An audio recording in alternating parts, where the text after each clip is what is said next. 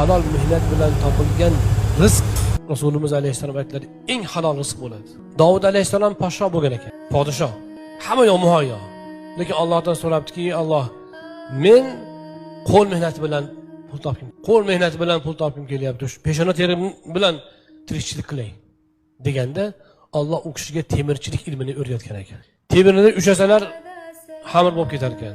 Ana shundoq hunarmandchilik bilan peshona teri bilan tirikchilik qilgan ekanlar. Payg'ambarimiz alayhissalom o'shani aytib turib dedilarki, kishining yeyotgan taomini eng haloli mehnat bilan topgan. Yana bir hadisda bashorat qildilar, qarang. Kim halol rizq topish uchun harakat qilib, mehnat qilib, charchab uxlasa, turguncha gunohlarni Alloh kechirib qo'yadi. Nima uchun? O'g'irlik qilmayapti. Birovni aldab molini yemayapti. Poraxo'rlik halol mehnat bilan topilgan rizq Rasulimiz alayhissalom aytdilar, eng halol rizq bo'ladi.